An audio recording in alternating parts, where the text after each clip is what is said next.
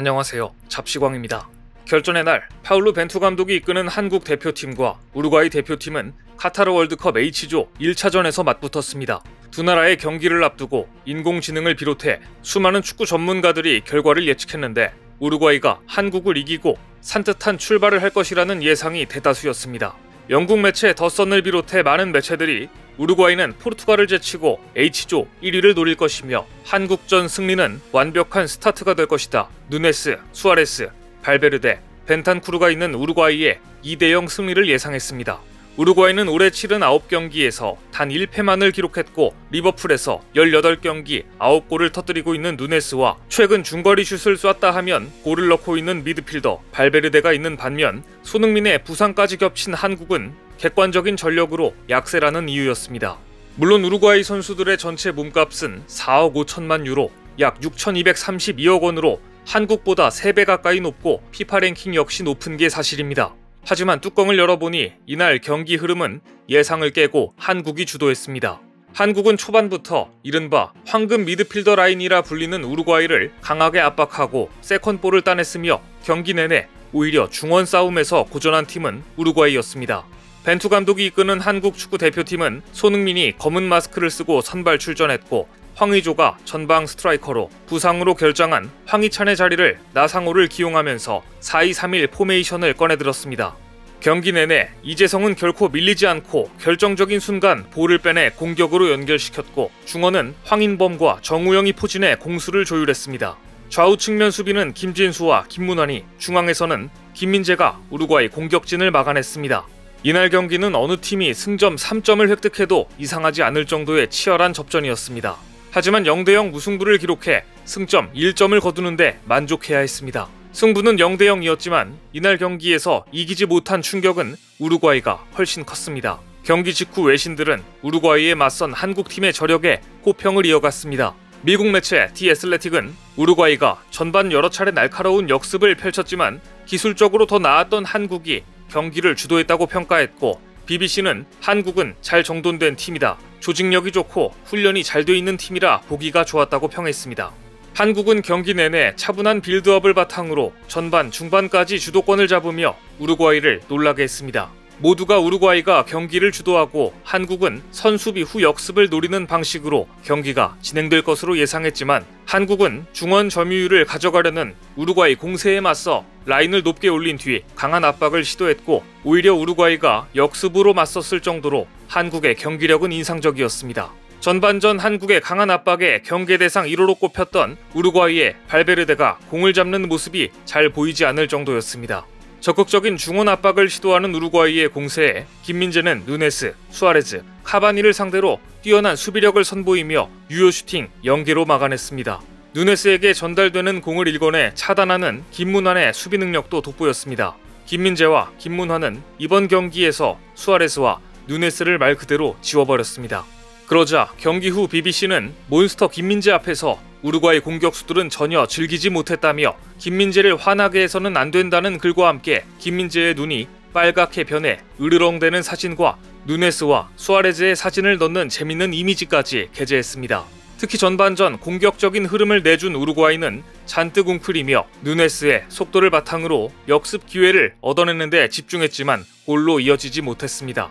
양팀은 한 차례씩 위협적인 장면을 주고받았는데 황의조는 문전에서 결정적인 찬스를 놓쳤고 우루과이의 고딘의 헤더는 골포스트를 맞고 나와 팬들의 탄식이 이어졌습니다.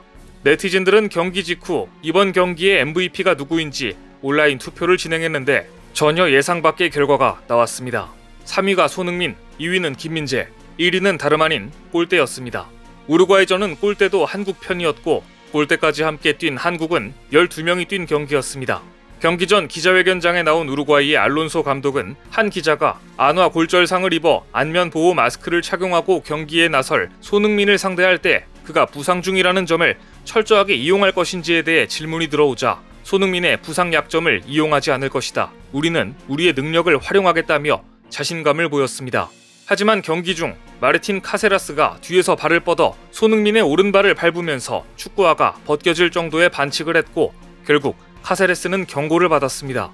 얼굴을 공격하지는 않았지만 우루과이 수비수들은 2명, 3명 손흥민을 둘러싸며 역습에 빌미를 주지 않으려 안간힘을 썼습니다. 그리고 이날 벤투 감독은 조커 이강인을 활용했습니다. 후반 중반을 넘어가면서 변화를 주어야 할 시점이 되자 벤투 감독은 이강인, 조규성을 투입했습니다. 9월 A매치 2경기에서 1분도 쓰지 않았던 이강인을 쓴 것입니다. 이강인의 월드컵 데뷔전 22분은 짧았지만 강렬했습니다. 환상적인 턴 동작으로 탈압박 기술을 선보인 뒤 조규성에게 수비수 사이로 정확한 패스를 넣었고 번뜩이는 모습으로 팀의 활력을 불어넣었습니다. 경기 직후 우루과이의 미드필더 페데리코 발베르데는 벤투호를 상대한 소감을 묻자 이렇게 말했습니다. 중앙에서 많이 막혔다. 한국을 뚫기가 매우 어려웠다. 공을 받으려면 아래로 내려가야 했다. 한국의 중원 압박이 얼마나 효과적이었는지 알 수 있는 인터뷰 내용입니다. 발베르데는 2017년 한국에서 개최된 피파 20세 이하 월드컵에 참가했을 당시 아시아인들을 비하하는 인종차별적인 행위인 양손으로 눈을 찢는 세리머니를 해서 비난을 받은 바 있는데요.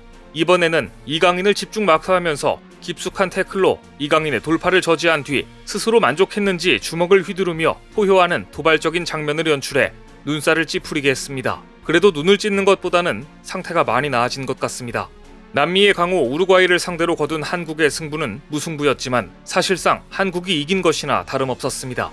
우루과이는 누네스, 벤탄쿠르, 발베르데, 디에고 고딘 등 세계 정상급 선수들을 데리고도 한국의 골문을 열지 못한 겁니다. 실제로 경기 직후 공식 평점에서도 한국은 우루과이 선수들을 압도했습니다. 한국이 우루과이를 상대로 보여준 경기력은 기대 이상이었고 카타르 월드컵 H조의 다음 경기들을 기대하게 만들기에 충분했습니다. 특히 주장 손흥민은 안와골절 부상을 안고도 마스크를 착용한 채 풀타임을 소화하는 투혼을 발휘했습니다. 경기 전 손흥민이 마스크를 쓴 채 애국가를 부르는 모습에 중계진도 우리 국민들도 울컥했습니다. 의학 전문가들이 저 정도 부상이면 최소 3개월은 휴식을 취해야 한다고 권장했을 정도였는데 이런 선수가 풀타임을 소화한 겁니다. 손흥민이 경기 내내 스프린트를 바탕으로 전방에서 부지런히 움직였고 우루과이 선수들은 2명이 합동 견제하거나 반칙으로 손흥민의 돌파를 끊는 등 고전해야만 했습니다. 결과적으로 손흥민은 골을 터뜨리지 못했지만 부상을 이겨내고 기어이 월드컵에서 나선 자체만으로도 찬사가 아깝지 않은 투혼이었습니다. 출전 자체만으로 기적이었고 한국팀의 정신적 지주였습니다. 이런 손흥민의 정신력과 투혼은 그 까탈스러운 주제 무리뉴 감독조차 인정했습니다. 영국 데일리 메일에 따르면 AS 로마의 무리뉴 감독은 일본이 독일을 이겼다는 소식을 듣고 놀랍게도 이런 반응을 보였다고 전했습니다. 일본의 승리가 미칠 정도의 놀라움은 아니다. 나는 일본 선수를 지도해본 적이 없다. 하지만 운이 좋게 아시아 최고의 선수와 함께했다. 그의 정신력은 매우 특별했다. 무리뉴 감독이 언급한 매우 특별한 선수는 바로 손흥민이었습니다. 무리뉴는 토트넘을 이끌면서 손흥민과 호흡을 맞췄고 손흥민에 대한 애정을 여러 차례 나타냈는데요. 남다른 정신력을 갖춘 손흥민을 통해 아시아 선수들의 자세를 칭찬한 것입니다. 토트넘을 떠난 지가 언제인데 여전히 손흥민을 사랑한 것 같습니다. 오늘 준비한 소식은 여기까지입니다. 댓글을 통한 여러분들의 많은 의견 기다리겠습니다. 시청해주셔서 감사합니다.